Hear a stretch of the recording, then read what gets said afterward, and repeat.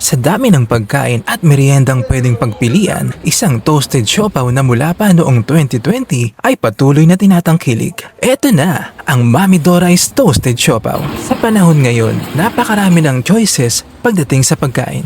Pero alam niyo kung anong tunay na challenge para sa isang food business? Hindi lang ang sumikat, kundi ang magtagal at ang magkaroon ng mga customers na patuloy na bumabalik. Mula noong 2020, patuloy na tinatangkilik ng mga customers ang Mami Dora's Toasted Siopaw dito sa Pasay. Dahil nga diyan ay nakapag-open din sila ng bagong branch sa Malolos, Bulacan. Ang toasted siopaw ay isa talaga sa mga classic na Pinoy comfort food. Madaling kainin, pwedeng pang merienda at pwede ring pang baon. Andito na nga tayo sa Mami Dora's Toasted Siopaw na since 2020 pa ay talaga namang patok na yung kanilang toasted siopaw.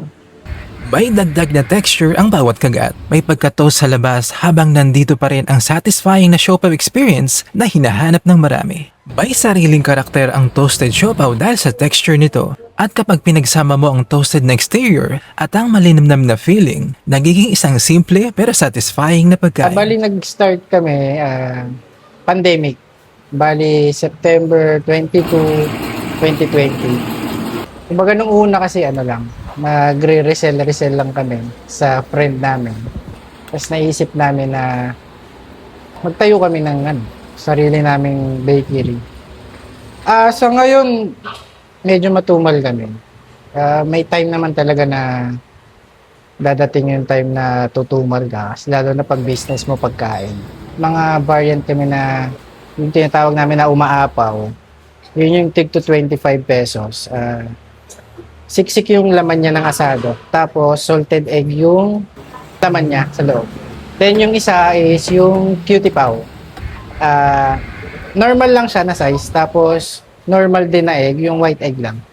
And then meron kaming chicken barbecue, tsaka ubi cheese pao po. Yung umaapaw, 25 pesos. Tapos yung cutie pao, chicken barbecue, and ubi pao, same sila, 16 pesos lang.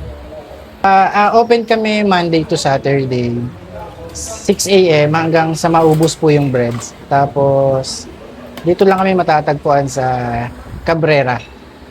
Gamban Street, Cabrera, Pasay City. Tapos pinyo lang Mami Dora's Toasted Siopaw.